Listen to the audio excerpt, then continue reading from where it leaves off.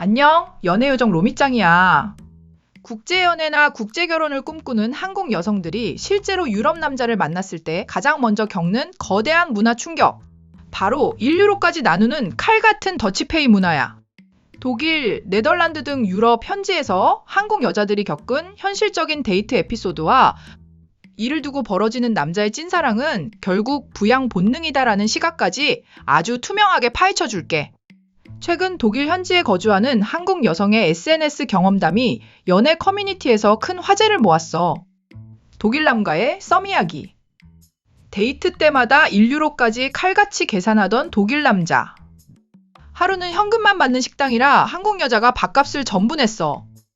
다음 데이트 때 남자는 여자가 배가 고프지 않다고 하는데도 너 6유로짜리 하나 더 시켜라며 지난번 자기가 덜 낸 액수를 정확히 맞추려고 선심 쓰듯 말했지. 여자는 나한테 마음이 없나 보다 싶어 그만 만나자고 했더니 남자는 우리가 운명인 줄 알았다라며 울고불고 난리가 난 거야. 남자는 여자를 진심으로 좋아했지만 더치페이 문화가 뼛속까지 박혀 있었을 뿐이었지. 이뿐만이 아니야. 독일 남친이 시킨 감자 하나를 맛보려다 이건 내가 시킨 거라 안 돼라는 말을 듣고 식욕이 떨어진 이야기. 네덜란드 남자가 저녁 식사비를 냈는데 같이 잔 그 다음날 아침 내가 왜 다 내야 하지? 짜증나네라며 혼잣말을 하더라는 에피소드까지 연이어 터져나왔어. 실제로 독일, 네덜란드 등 북유럽 서유럽권에서는 남자가 밥값을 다 내면 여자가 자기 성평등적 권리를 침해당했다고 느껴 화를 내거나 계좌로 반을 입금하는 경우도 흔해.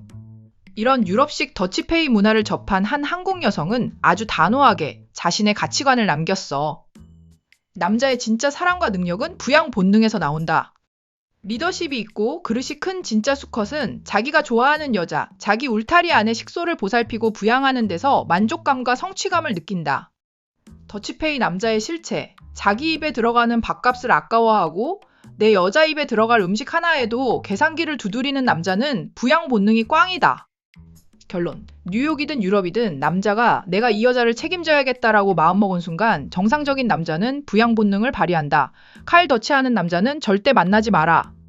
한국이 지금까지 남자가 데이트 비용과 주거 비용을 더 많이 부담하는 문화였기에 이런 칼 같은 유럽식 더치페이는 한국 여성들에게 사랑받지 못한다라는 서러움으로 다가올 수밖에 없어. 하지만 여기서 놓쳐선 안 될 냉정한 현실이 있어. 여성들이 가부장제의 압박에서 벗어나 경제적 성적 자유를 얻은 만큼 기존 가부장제 안에서 남자가 지고 있던 일방적인 부양 의무 역시 함께 사라진다는 점이야.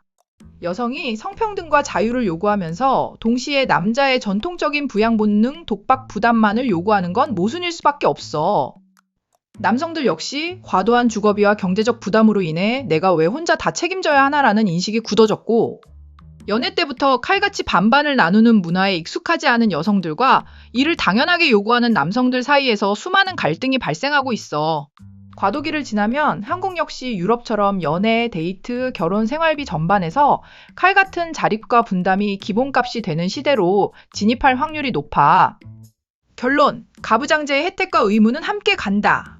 남자의 사랑을 나를 위해 돈을 얼마나 쓰느냐로만 평가하려는 시각은 역설적으로 남성에게 가부장적 권력을 다시 부여하는 결과를 낳기도 해. 가부장제에서 벗어난 평등한 관계를 원한다면 유럽처럼 1유로까지 계산하는 냉정한 독립성을 받아들여야 하고 남자의 무조건적인 부양과 경제적 보호를 원한다면 그에 따른 가부장적 질서를 수용해야 하는 시대가 된 거지. 칼 더치페이하는 유럽 문화, 그리고 남자의 부양 본능, 형들과 누나들은 어떻게 생각해?